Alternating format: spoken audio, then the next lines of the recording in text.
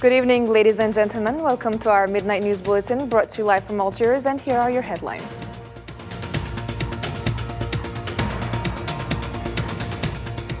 Zionist occupation has committed 8 new massacres in Gaza, killing 72 martyrs and injuring 129.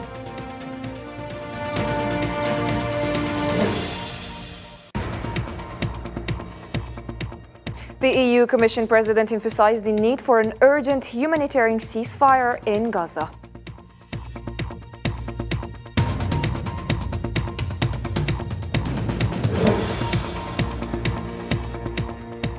Also coming up, Lebanese Hezbollah fired Israeli sites with more than 100 Katyusha rockets.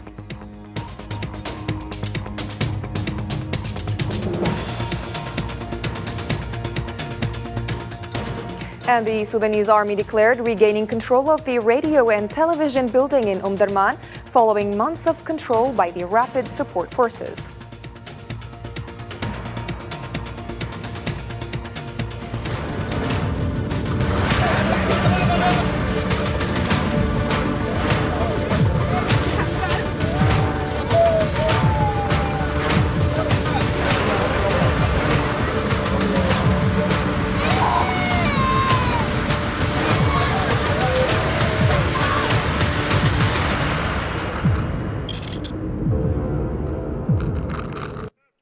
Hello and welcome to the program again.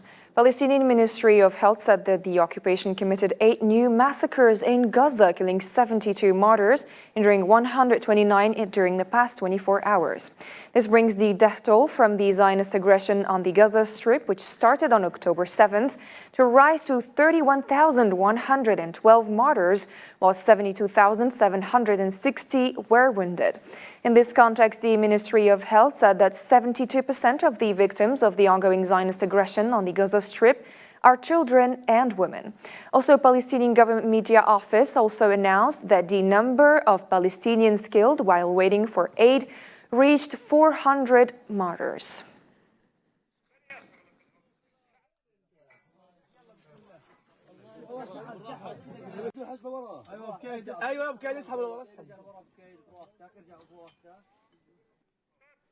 On the 158th day of the Zionist aggression on the Gaza Strip, dozens of people were killed and injured on Tuesday as a result of intense bombardment by the occupation warplanes and artillery shelling on various areas in the Gaza Strip. Palestinian news agency Wafa said health sources in the Gaza Strip said that 7 martyrs and more than 20 wounded were transferred to Al-Shifa medical complex after the occupation targeted people at the Kuwait roundabout in Gaza City while they were waiting for aid to arrive.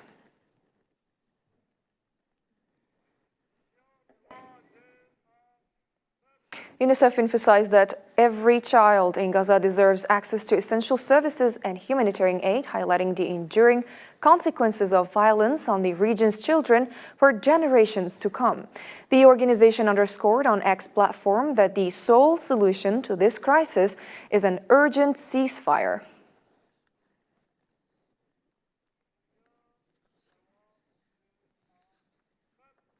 Ramadan, usually a month of fasting, worship, and spending time with family, is celebrated this year with silence in occupied Palestine as the occupation air and ground war continues.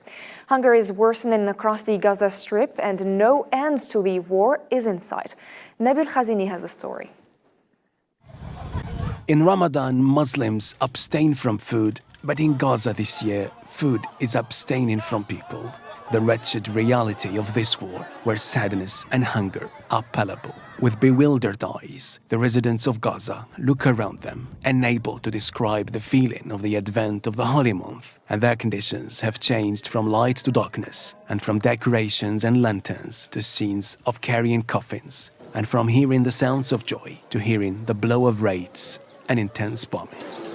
رمضان اللي فات كنت في بيتي قاعد. Last Ramadan, I was at home, sitting and enjoying my dignity. People of goodness provide for us. Okay, similar to this day, where were we? We had flowers, setting up our happy moments. We were setting up with our neighbors and our children, and we were happy. Today, here you go. Look, it's ruins and rubbish. We're sitting on ruins right now and on garbage. What do you want more than this? What do you want more than this? What does the world want more than this? Hopes of reaching a ceasefire in the Gaza Strip before Ramadan were dashed. Nothing changed. Starving Palestinians, mostly children, still queue to fill their pots at a makeshift kitchen, but food isn't enough for everyone. The good of the aid dropped from above is nothing compared to the bad of the bombs falling from Gaza's sky. In Al-Qudus, the occupation turned one of the holiest shrines of Islam into a military barracks, preventing thousands of worshippers from performing their prayers inside Al-Aqsa Mosque. I came to pray. They always refuse to let us in, as if it were their mosque. We're peaceful. We're not carrying anything. This is the mosque that the Prophet Muhammad, peace be upon him, journeyed from. They say we harm security and we cause trouble. We are coming to our mosque. We are not coming to cause trouble. We are coming to pray. But they are Nazis. That's their nature. Mosques that are either destroyed or under restrictions, tables lacking many essentials, and homes that lost many members. The only remaining power for Palestinians is their belief in freedom and victory over the occupation. According to Reuters, a vessel transporting approximately 200 tons of vital food assistance departed from a port in Cyprus bound for the Gaza Strip early this Tuesday. This marks the inaugural voyage of a new maritime route established to deliver crucial aid to Gaza's inhabitants who are teetering on the brink of famine. The rescue ship Open Arms was observed leaving the port of Larnaca in Cyprus, towing a barge laden with diverse food supplies, including flour and rice.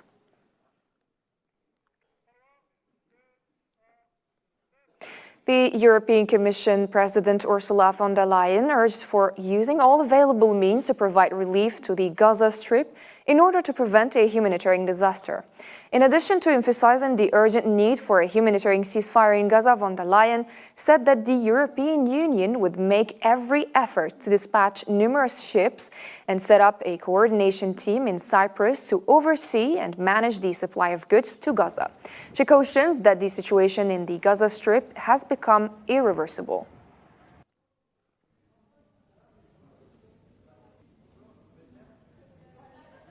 The situation on the ground is more dramatic than ever, and it has reached a tipping point. We have all seen the reports of children dying of starvation. This cannot be, and we must do all in our power to stop it. Everybody knows how difficult it is to move aid into and within Gaza. All routes have to be used to reach people in need. And this is where the maritime corridor comes into play.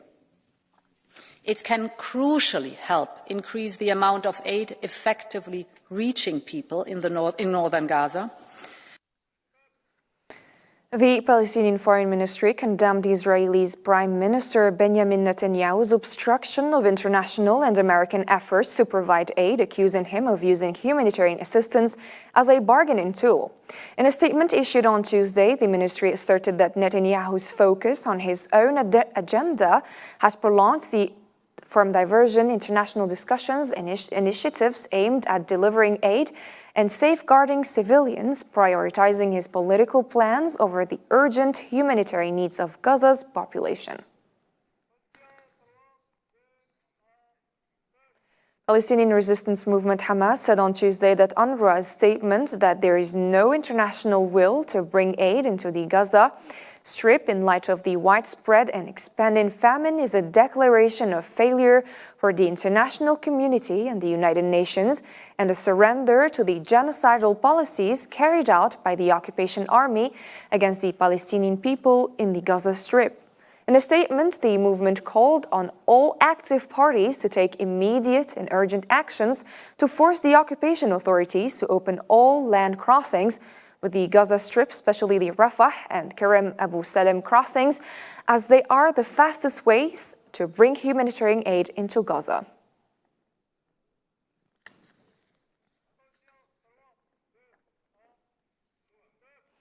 Majid al-Ansari, spokesperson for the Qatari Foreign Ministry, disclosed that the negotiations for a ceasefire agreement in Gaza are ongoing despite intricate circumstances on the ground. During a press briefing on Tuesday, the Qatari Foreign Ministry representative affirmed that diplomatic efforts are being intensified, particularly during the holy month of Ramadan, to secure a cessation of hostilities. He further noted that Qatar remains committed to facilitating aid delivery through maritime routes to Gaza, emphasizing that this complements rather than substitutes land-based aid delivery channels.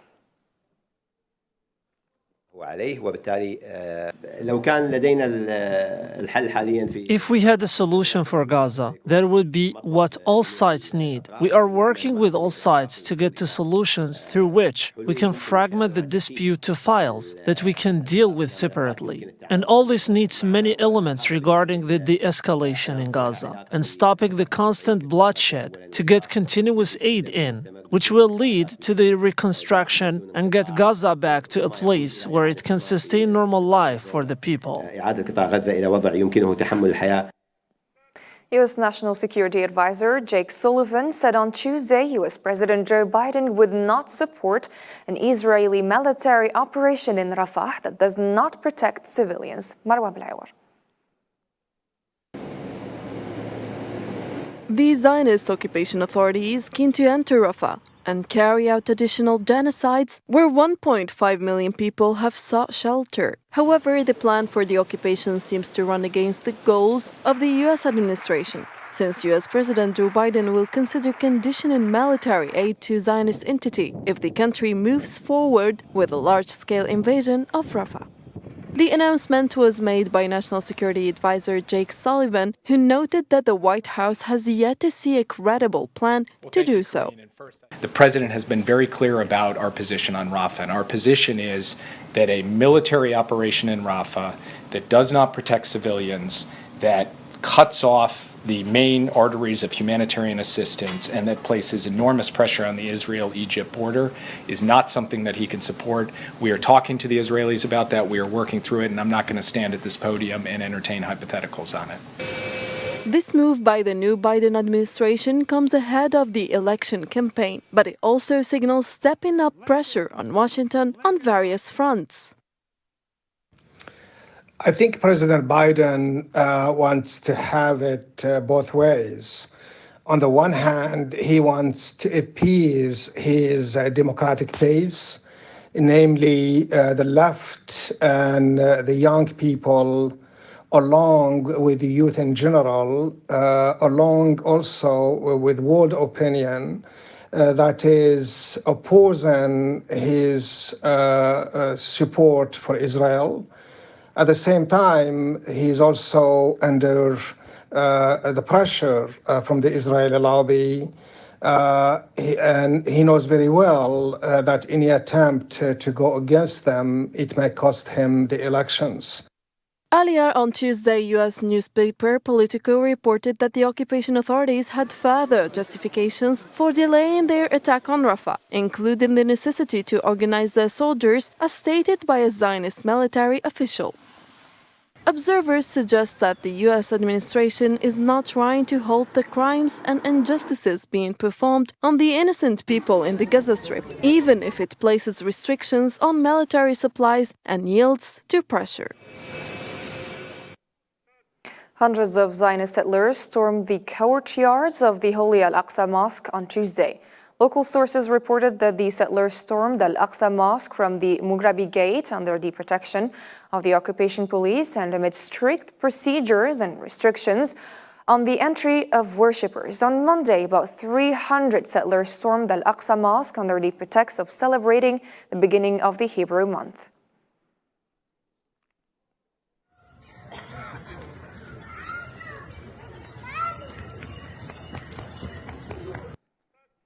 And Palestinian health officials said that a 13-year-old Palestinian teenager, Rami Hamdan al-Halhouli, from a refugee camp on the outskirts of occupied Al-Quds, was shot dead by Zionist forces on Tuesday. A large infantry unit invaded the camp while local youths shot fireworks into the air to protest against the army incursion.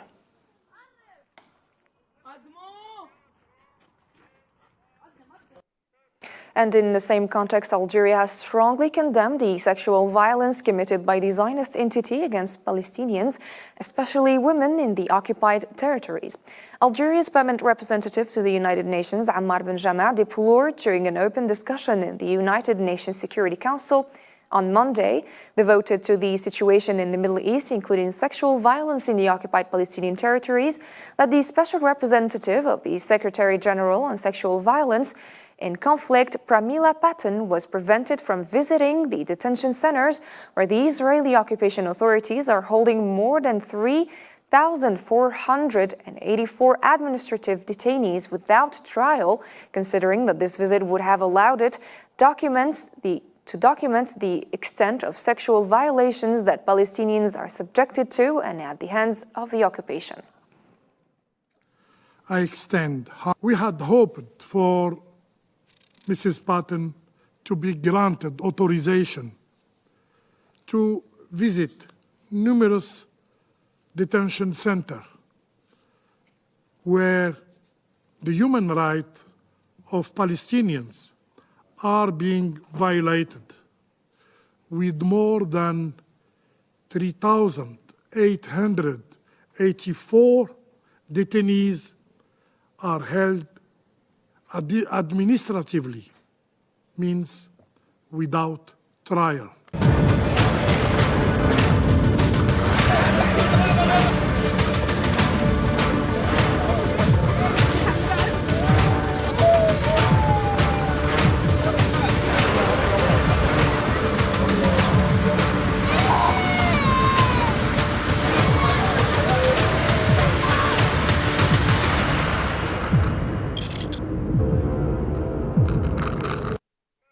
In other developments, the UN Special Representative for Libya, Abdullah Batili, met with the head of Libya's Presidential Council, Mohammed al-Manfi, to discuss the results of the trilateral meeting hosted by Cairo that brought together al-Manfi, Mohammed Takala of the High Council of State, and the Speaker of the House of Representatives, Aguila Saleh.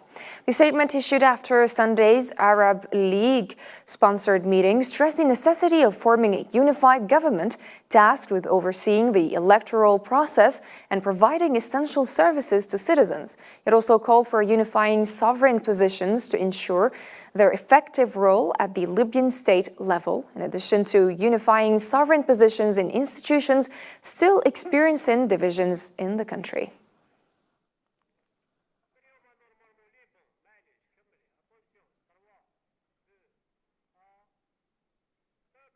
Lebanese Hezbollah announced on Tuesday that it had fired Israeli sites with more than 100 Katyusha rockets. Hezbollah had previously reported that it had targeted the headquarters of the Air and Missile Defense Command in the Kila barracks and the missile and artillery base in Yoav with rocket shells, while Hebrew media confirmed that Hezbollah had fired dozens of rocket shells towards the Galilee and the Golan in the morning. Tuesday confirming that it was the heaviest missile attack launched against the Israelis since the start of the war.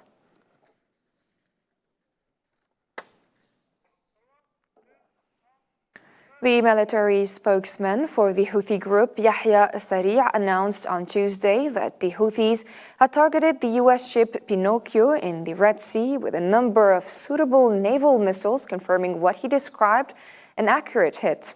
In a press statement, Sari' evoked the stepping up of military operations during the month of Ramadan in support of the Palestinian people in the Gaza Strip, as he put it.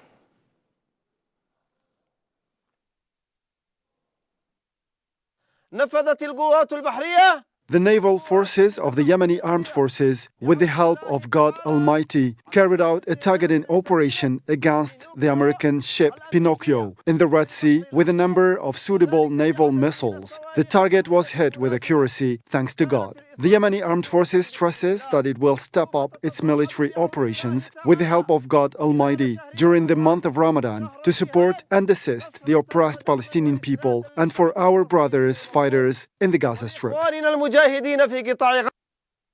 And Algerian President Mr. Abdelmajid Tebboune received Tuesday a phone call from his Egyptian counterpart Abdel Fattah al-Sisi, during which he offered him his best wishes on the advent of the holy month of Ramadan, wishing him and the Algerian people more progress and prosperity. A statement from the Algerian presidency said that President Tebboune extended his wishes to President al-Sisi, wishing the brotherly Egyptian people progress and well-being. The same source added that the Algerian president reviewed with his Egyptian counterpart the recent developments in the occupied Palestine, notably in the Gaza Strip.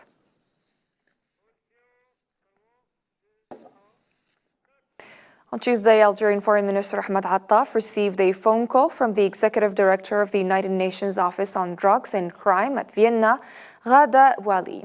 A statement by the Algerian Ministry of Foreign Affairs mentioned that both parties discussed cooperation relations, Algeria's efforts to combat transnational organized crime, and the need to include drug smuggling and trafficking in multilateral partnerships. They also discussed the preparation of a comprehensive international agreement on combating information and communication technologies for criminal purposes.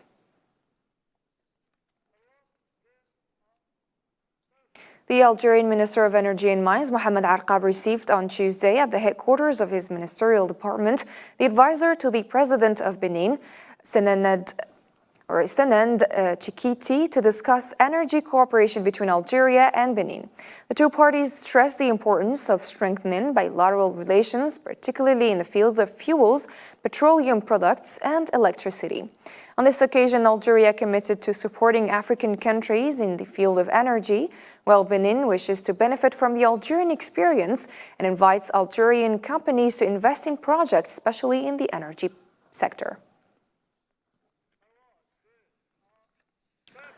Algeria's Minister of Energy, Mohamed Arqab, reported a 4% increase in Algeria's hydrocarbon exports in 2023, reaching 927 million tons of oil equivalent.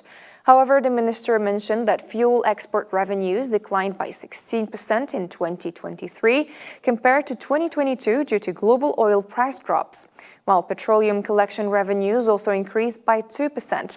On the other hand, Arqab said that the Sonatrach Group, within the framework of its medium-term plan 2004 and 2028, allocated $36 billion for hydrocarbon primary production in 2004 to 2028.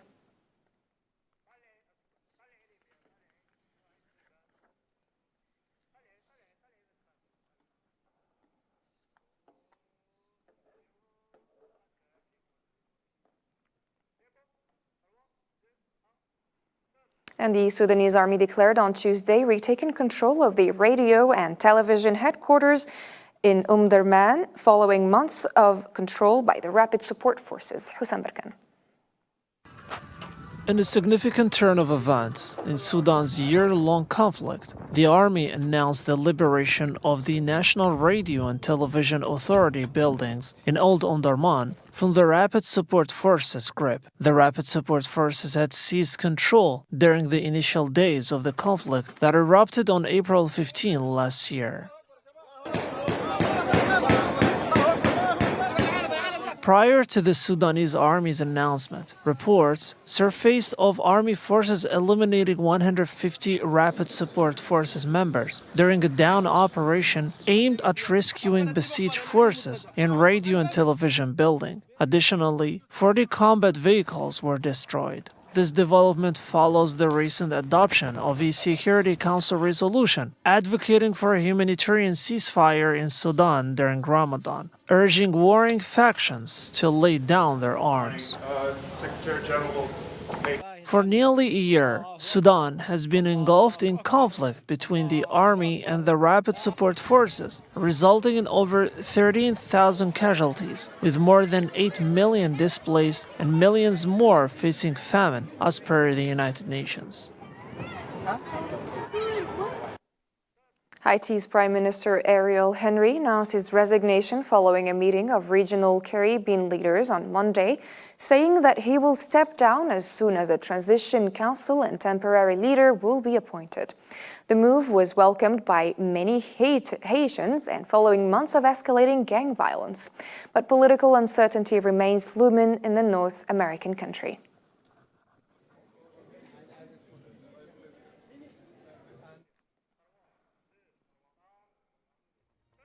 Our broadcast has come to an end. Thank you very much for following us and tuning in. Take care and have a good night.